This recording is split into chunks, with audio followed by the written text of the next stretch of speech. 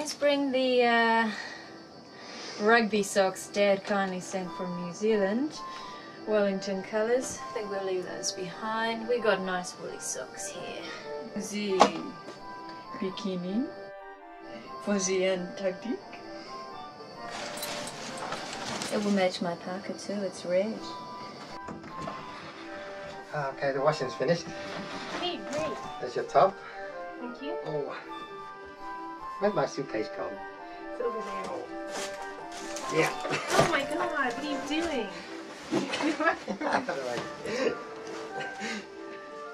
Okay. Hold on, I got my other thing here. That's my other suitcase. Okay, well then move your stuff over there then. Ah!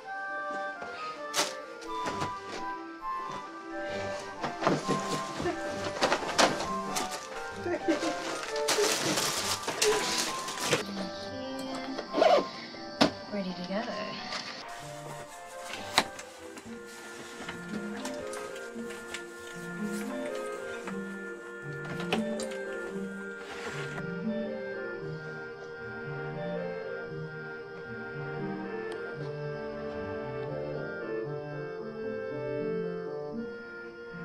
Come on, Karen, we're gonna miss our plane.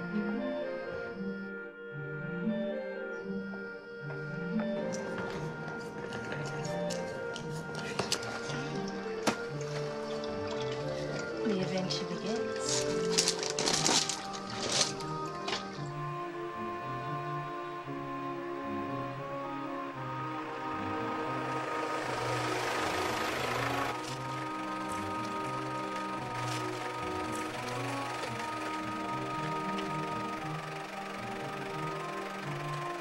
We're not even in Antarctica. We're not even in Antarctica, and it's already snowing.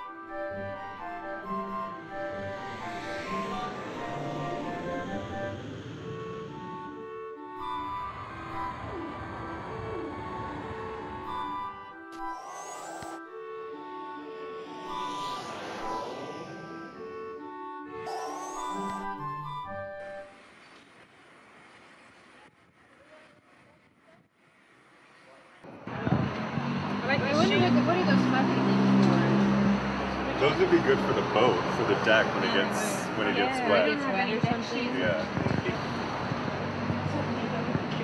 Yeah, I need some pants. I thought this was supposed to be the end of the world. Look at all this stuff. We've got everything here. Bring your credit card? I did. Platinum and gold.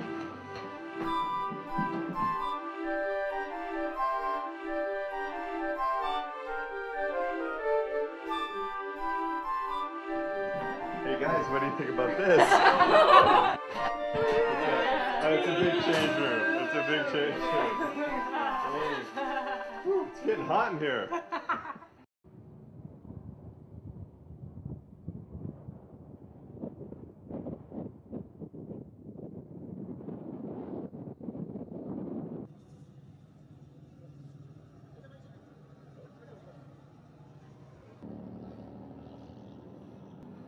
Here we are in Ushuaia.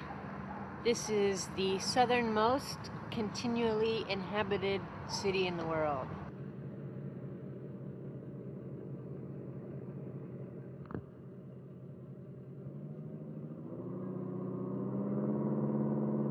We're about to get on the boat. It's the blue one behind me, the Orlova. She was built in Yugoslavia in 1975 and was a Russian research vessel before being converted to take ecotourists like us down to Antarctica. She's got an extra double strengthened hull to be able to go through the ice, and she takes about 100 people. We get on this afternoon on this beautiful and unusual, sunny, gorgeous, clear sky day.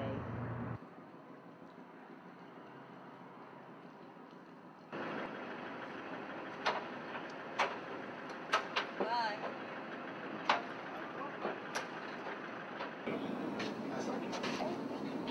Welcome. Thank you. Yes. Her name is M-A-N. Here we go. Yeah. A-L-B. Oh, that one. Is it Ella? No, that's not. Okay, great. Ella? Yeah, okay. So you're also in room 409. Okay, So one of these.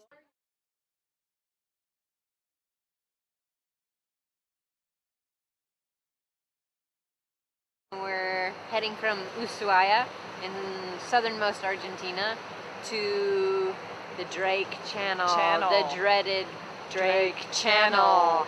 Yeah, where there's going to be lots of storms and things like that, maybe. But Very rough water, and we're all a little worried about how we're going to take it. hey, did you take any of those seasickness pills? Everything. I Oh. took everything. I'm kind of debating. I'm not really a big pill person. I have to be literally dead Ginger, before. just ginger. I did bring some peppermint oil, but that's to help me if I do get seasick or motion sickness. But You heard the doctor, you got to start before. I know, and I'm like, well, when do I start? Now. That's the thing. Oh.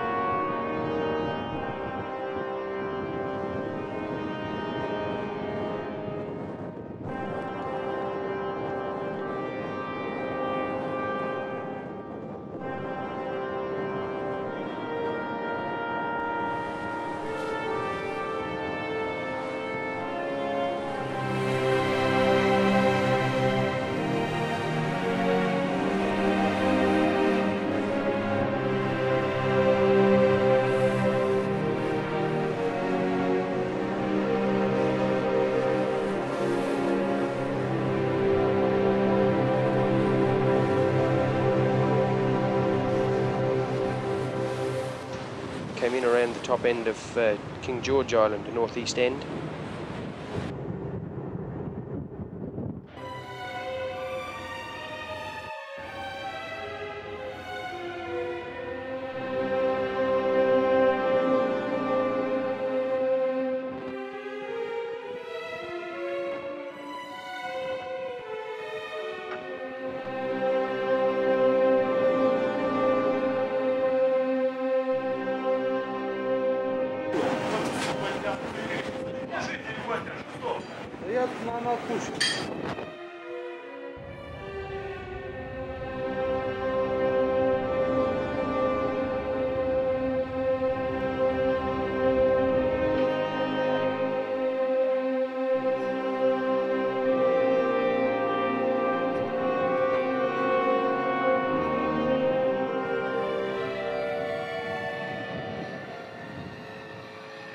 And we moved further on down. We carried on down the coast of King George Island, and we carried on heading south to a small group of islands called the Ho Islands, just here.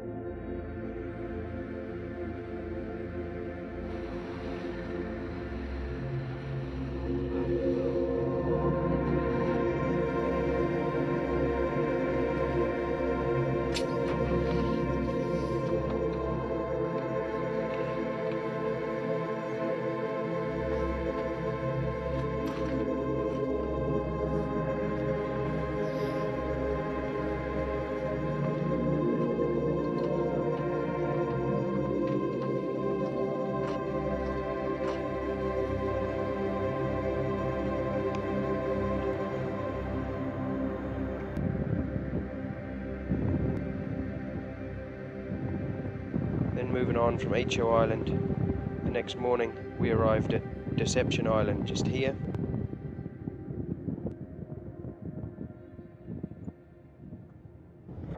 Deception Island is the largest of 3 recently active volcanoes in the South Shetlands. It is ring-shaped and 9 miles in diameter, enclosing the harbour of Port Foster. Port Foster is also the caldera of the ancient volcano. To enter the caldera, we go through the narrow squeeze of Neptune's bellows, which is well known for the ferocious winds which breeze through. Many an experienced captain goes through 2 packs of cigarettes trying to get through this channel. There is a hidden rock underneath which could easily pierce through the hull of the ship.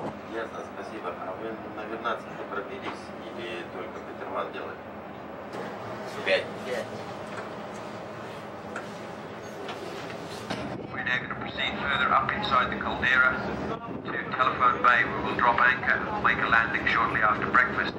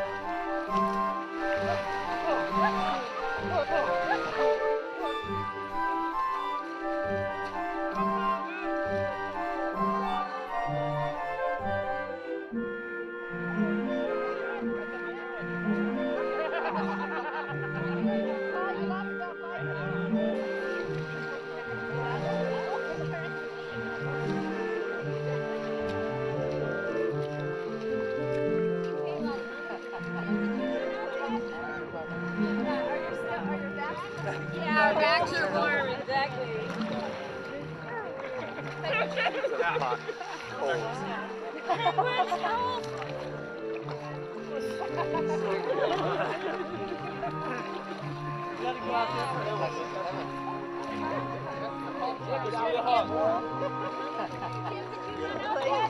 It's a bit cold, but you find a nice warm spot and it's very comfortable.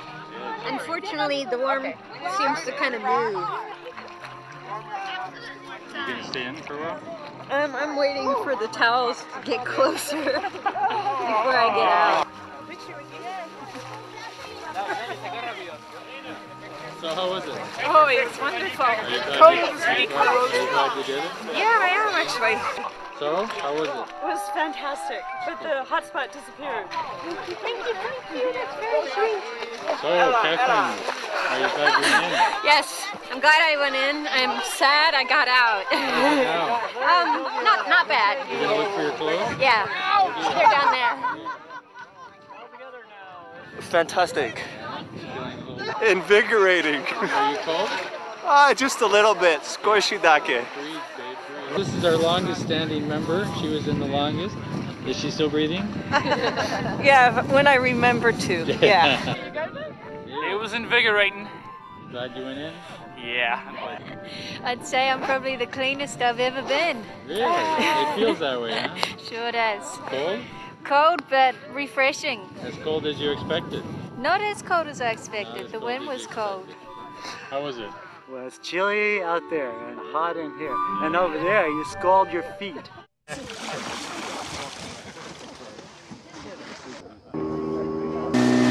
a polar dip right now. We're going back to some hot chocolate and some hot showers.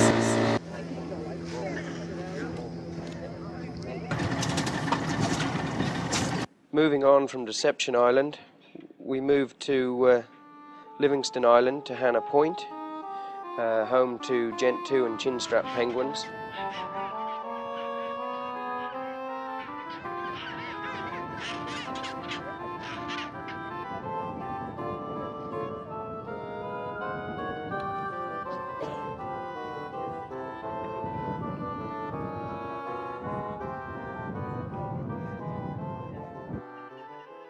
This is Amanda, and she's been studying penguins for 9 years, and she's a great lover of these birds, and she is here to tell us why. Yeah, penguins are my passion, it has to be said.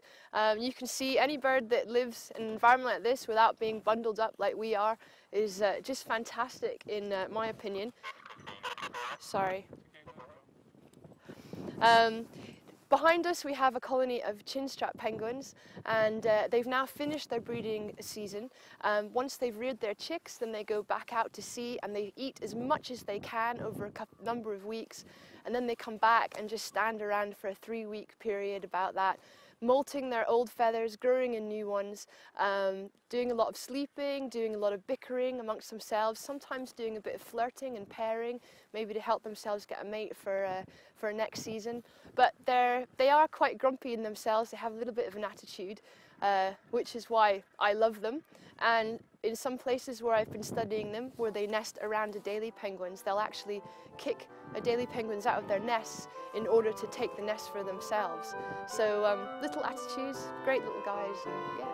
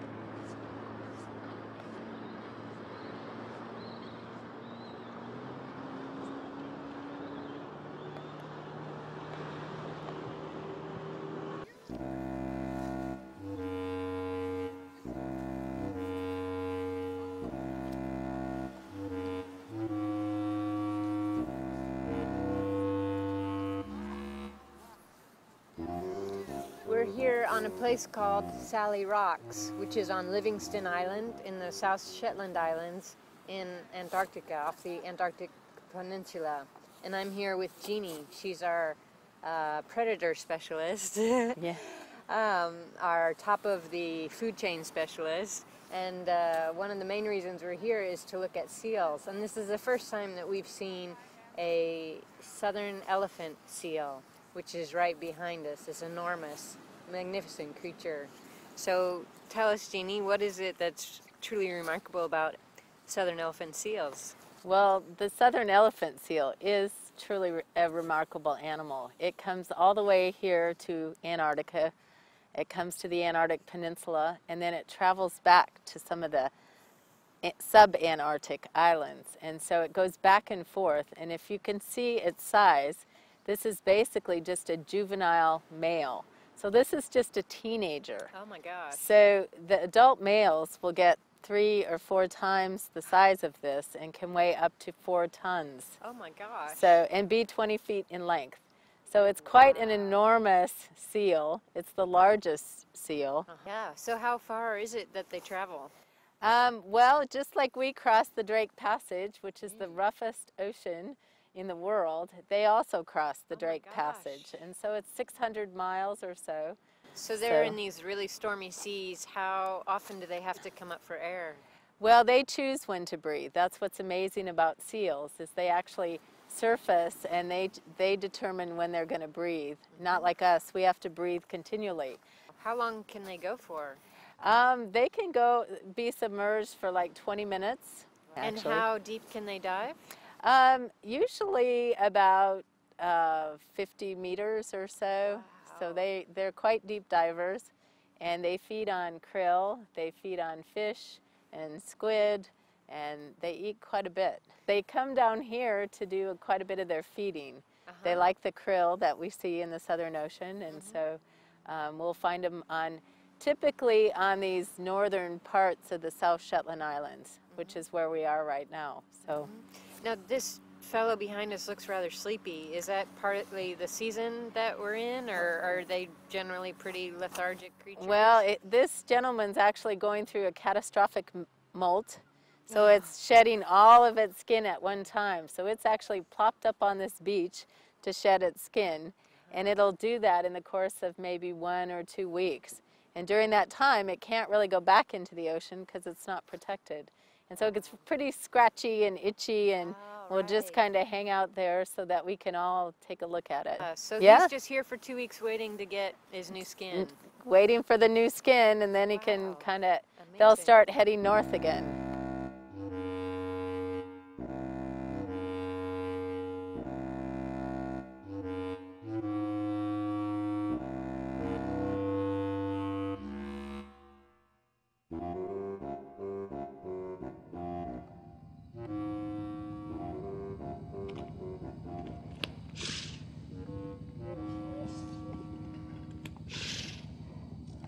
Well, the rope's cut into him. It's probably been there for possibly a month or more, just below the silvery fur line, that last crease in his neck. But due to the size of the seal and the fitness of it, we haven't got enough equipment to do anything for him. Plus that seal's physically strong and you're liable to get a bite from it.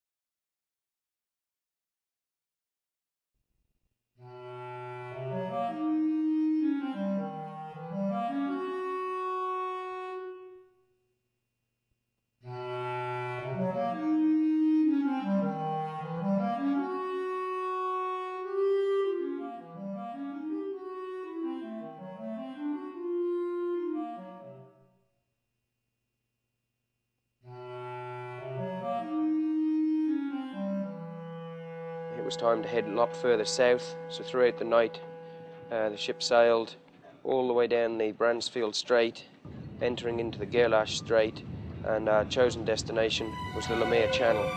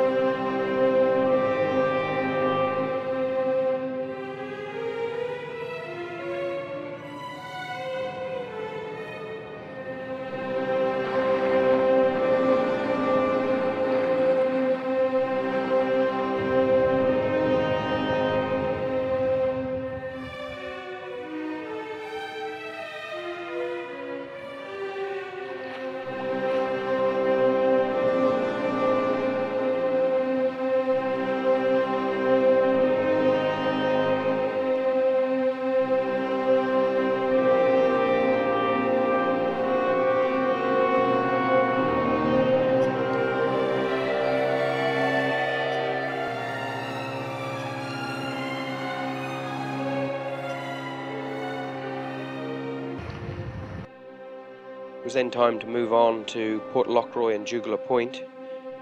So we sailed just a short distance across. It was about a 2-hour sail to the south end of the Newmire Channel.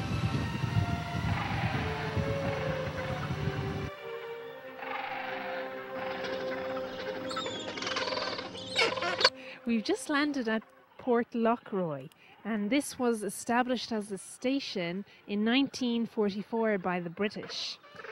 And it continued until 1962. They established this as a station to watch enemy shipping.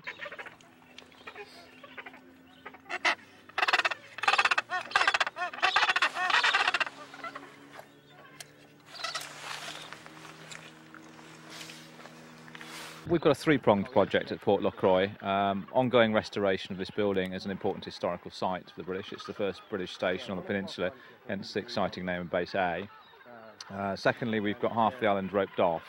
We're comparing the breeding success of the penguins on the visited side of the island with the non-visited, and that's kind of a tourist impact study. And also running a little shop and post office on behalf of the Antarctic Heritage Trust, which pays for the project.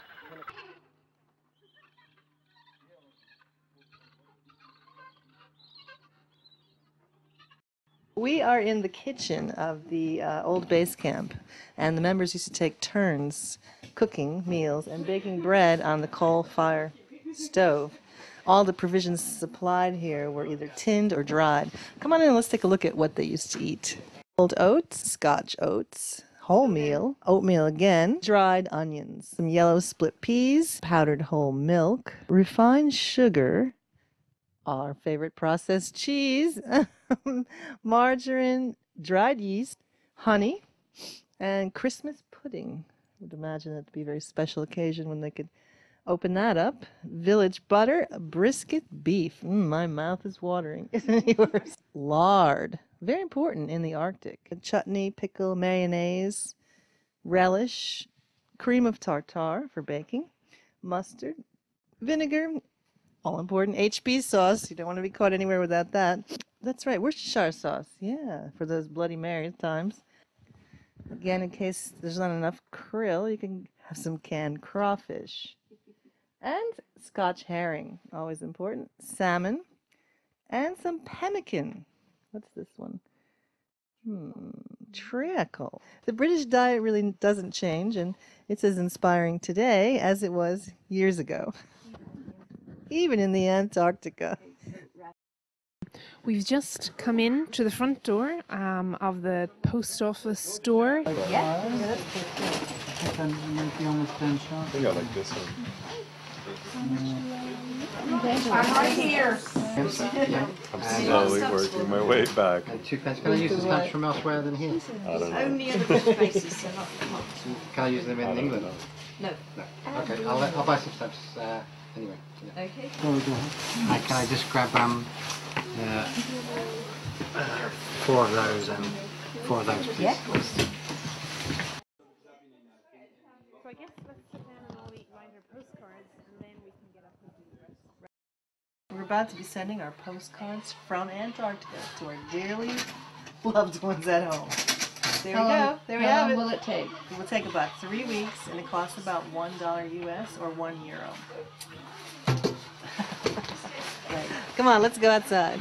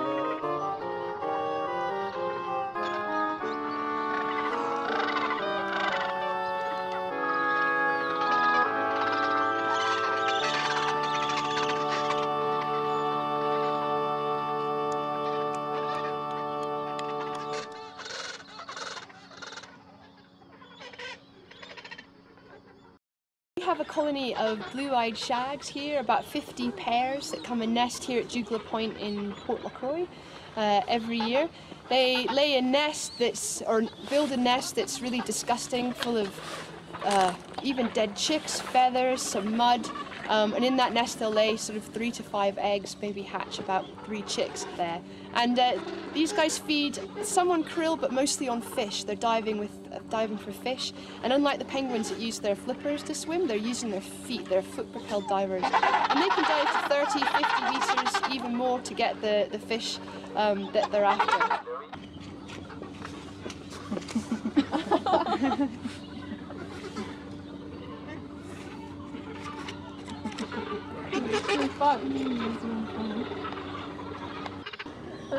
Hey, that's my word.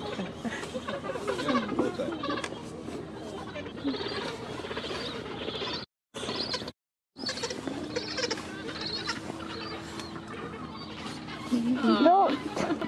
Do they go through rubber? Hi. No, they try to bite people who haven't spent the money in the shop. I was out walking around and I noticed this array of solar panels, and I was thinking, wow, isn't modern technology fantastic? They're charging a cellular phone here, which I think they used to call overseas. Quite amazing. And then I noticed that they're all resting on what was a dog sled, an old wooden dog sled. I thought, oh, that's a kind of nice use of old technology and new technology. And I took another look. I saw this little mini kind of personal solar panel. I thought, oh, that's neat, kind of your own private solar panel. And look at what it's charging. An iPod. You can carry all your tunes with you anywhere. I think this has probably gotten somebody through many a cold winter's night. Isn't modern technology fantastic?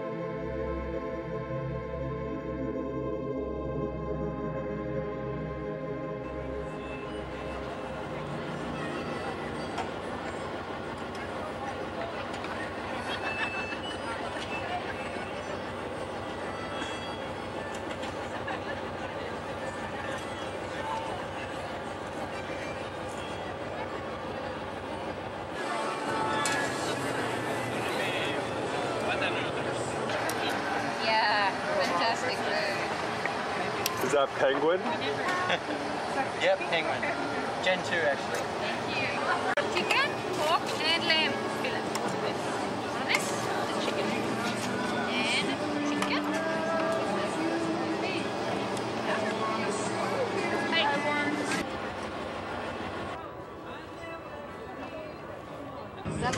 Barbecue corn in the middle of the Antarctic. Wow. It's tasty. Enough of it. Butter. A little butter.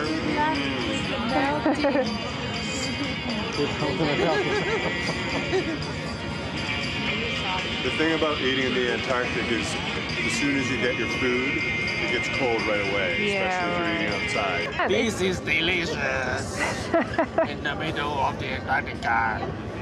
And Bat, is this your second course? This is my second plate. Okay, so what are you eating? Huh? What are you eating? Pork sausage. This is fantastic. This is rice. Tastes really good. This I don't know yet. I'll tell you later. Right. I'm not sure about that either.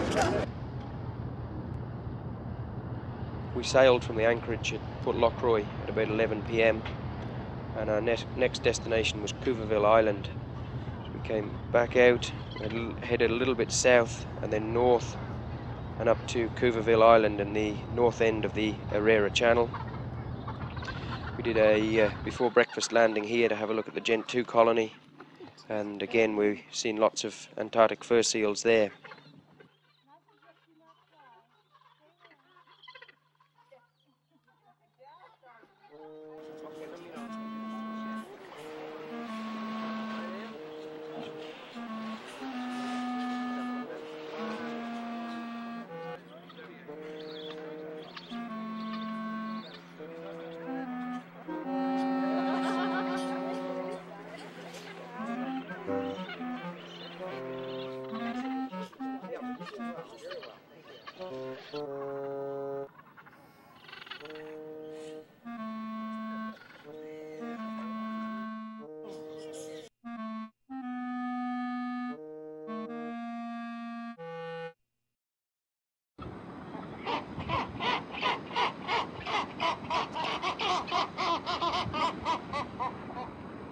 Looking at some skuas, that's a name of a bird that lives down here. Amanda, could you tell us a bit more about the skuas? Yeah, sure. We've got two species of skua that nest down here. We've got the Antarctic or brown skua, and then we also have the South Polar skua. But just to confuse issues, the two do sometimes interbreed. So bird biologists will be interested in seeing how their chicks fare in the future. And in fact, apart from people, it might be the only other vertebrate to actually have made it to the South Pole. But generally here, the two species sort of hold territories around the penguin colonies, and a male and a female skua, a pair, will work together to try and take eggs or chicks off the penguins. At this time of year, the penguin chicks are quite safe from the skuas, but earlier in the year, you might see one member of the skua pair start pulling on a penguin's tail while it's sitting on the eggs, and while the penguin's trying to chase that skua off its tail, the other skua will go in the front of the penguin and steal the egg or the chick. So quite good teamwork going on. Very clever birds, actually. Thanks.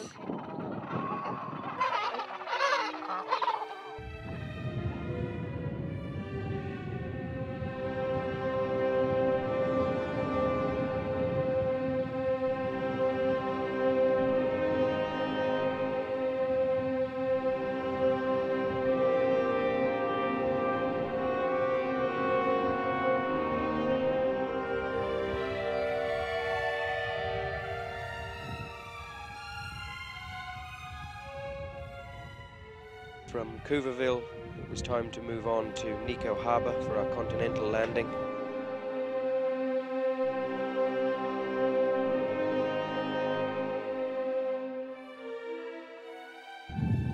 So here we are moving on in towards the Nico Harbor, and you can see a lot of icebergs around. It looks quite beautiful. However, in actuality, they're really quite dangerous. Remember Shackleton's doomed trip with the Endurance? They floated into a river a lot like this, and all these icebergs came around that broke through the ice, and suddenly, as it can happen in the Antarctic, the wind changed, the weather changed drastically, and everything froze around them, so they couldn't move. They were stuck until the ship was eventually crushed by the pressure of the ice floes. Looks beautiful, but it could be deadly. Look, a seal. We have a seal here to our left. He doesn't think it's too deadly.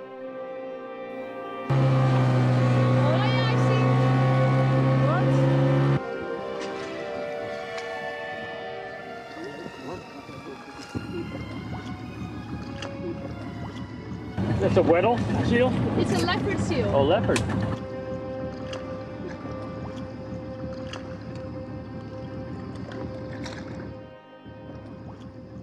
It was then time to move off on from the continent and start making our way back north again. So we came out of Nico Harbour, back out into the Gerlache Strait and up to Enterprise Island. The weather conditions had changed. It was we were starting to experience a bit of snow and a little bit more wind there. The main objective for there was to go and have a look at the Zodiac cruise, to have a look at the sunken whaling ship and the old water boats which were beached on the shoreline from the whaling days, and just to cruise around under the ice cliffs. But once we were in position, again we were treated to some more fantastic humpback whales. They were around the ship feeding, and they actually stayed feeding for 2 hours.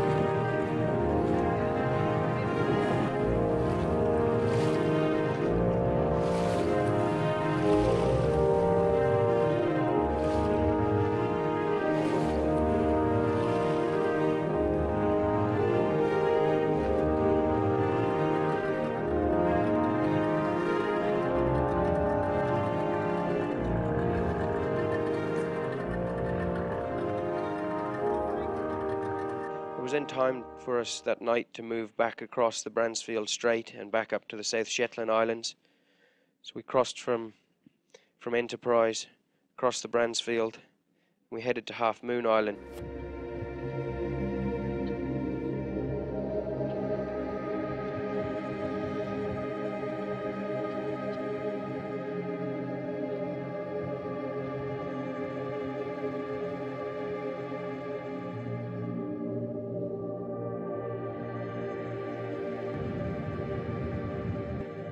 So here we are on our last day on land. We've just arrived on Half Moon Island and we've come up on shore, and you can see behind us the remains of some ship which is being destroyed. I'm wondering if Callum here can tell us a little more about that.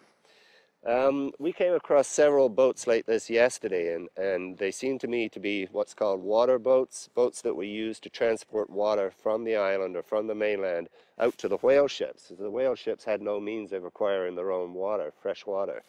So these boats would be filled right up to the top deck. The whole thing would have been decked over, inside all completely filled with water, taken out to the ship, pumped onto the ship, and then the boats brought back. This one may have been brought back after one such episode, and then the whaling era stopped and the boat was left stranded here.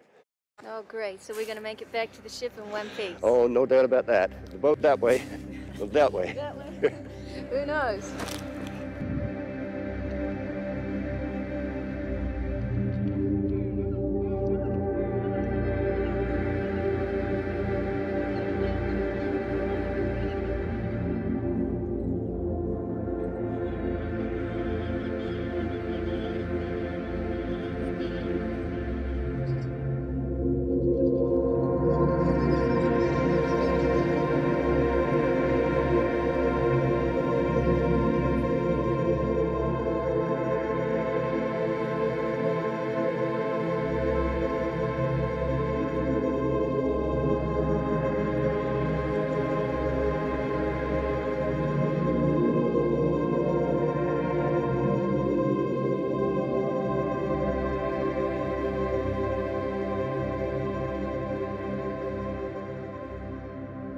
From there, we moved on up to Bellingshausen on King George Island, almost back to where we started our voyage in the Antarctic 4.5 days before. I'm here on deck, and I'm right in the middle of a very strong wind, and a very cold one at that. This is called the Qapel wind, and it comes down from the central part of Antarctica, and it swoops down all the way to the coast, as you can see, and as I can certainly feel.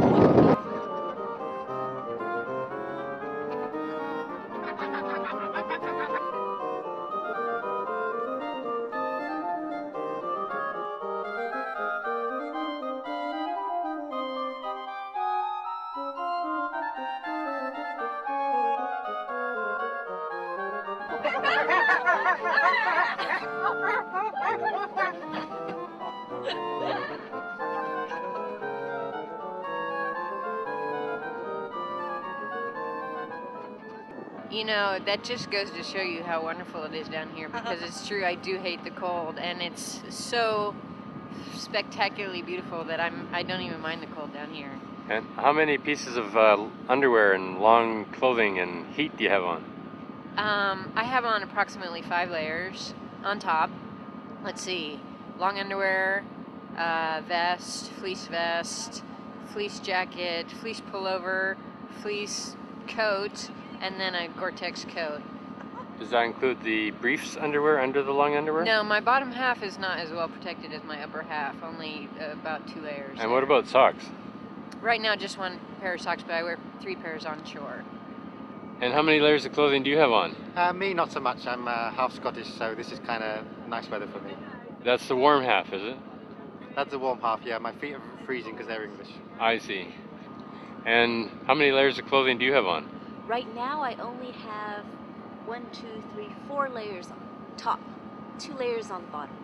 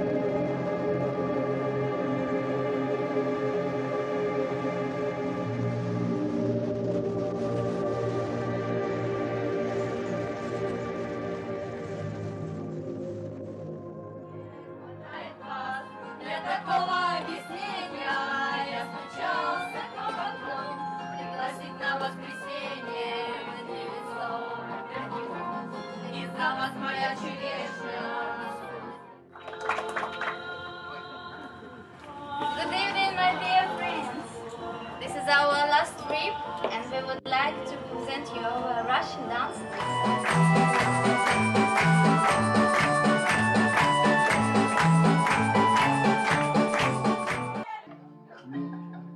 Sapne серая камыши, а цыганская дочь за любимым в ночь по родству бродяжьей души. Так вперед за цыганской звездой кочевой глядят с бесприютной тоской багровеющие небеса.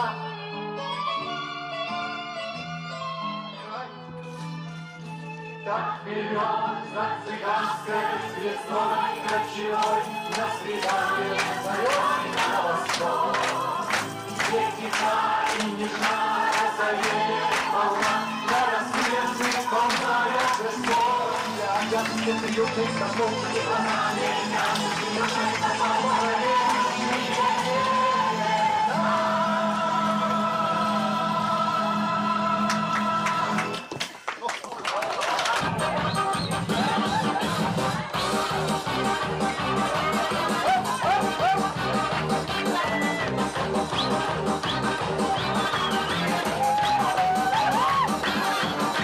Если расскажет ваша поезд пушок, умеет не просто, что знаешь друга, и что на стороне скучать не спешат, мы закроем стол. Все будет хорошо, я это знаю, хорошо, все будет хорошо, хочешь мы я загуляю, ой, загуляю.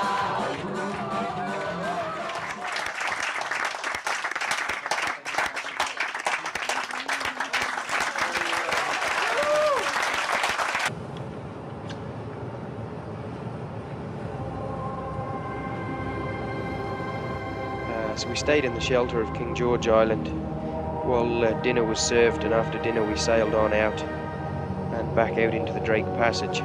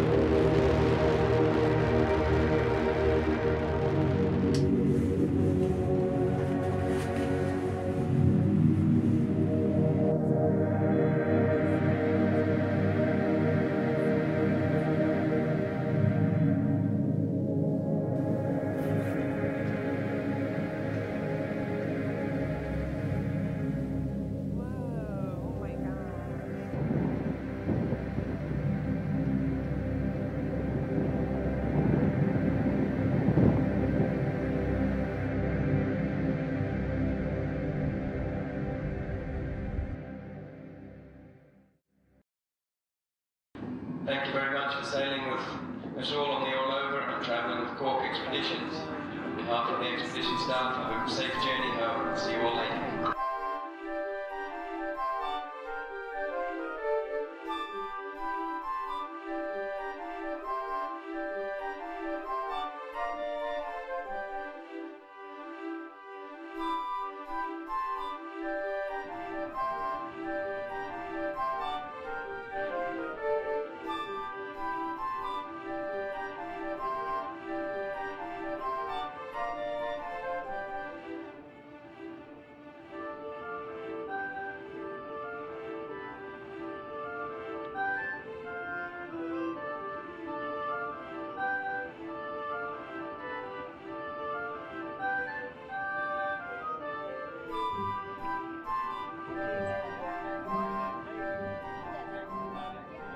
A little bit of Japan follows me and us everywhere. I wish you all the best, honey. Yeah, thank you very much and see you in Japan.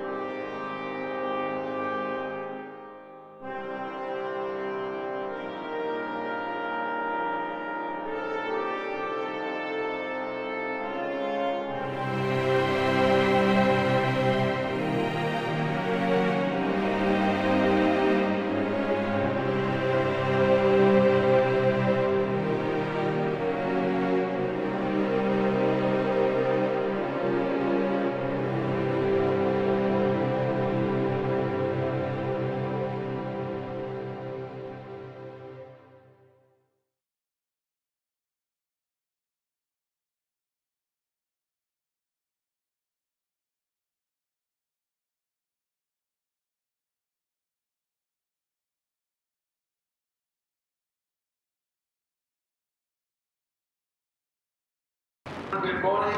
Good morning to you all. And it's 6 a.m. on the 10th of March. Good morning, good morning, good morning, good morning, good morning, good morning to you. We've seen penguins, we've seen seals, we've seen whales eating krills, we've seen chinstraps, we've seen gentoos, and even washed the guano off our boots. It's been sunny, it's been snowy, it's been icy, it's been blowy. Good morning to you. We took our photos, took a lot, we always wanted one more shot. Good morning to you. With the weather in dissension, got a pretty darn good drenching. Antarctica will never forget you. From Russell's early wake-up call. Good morning, ladies and gentlemen. Good morning. Good morning to you. From Ice Brashy Iceboat talks to Amanda's perky penguin walks. Good morning to you. To Louis with his French panache and Callum with his great mustache. Good morning to you. With Jeannie always well enthused, may all of Angie's dreams come true. Good morning to you. Goodbye to all.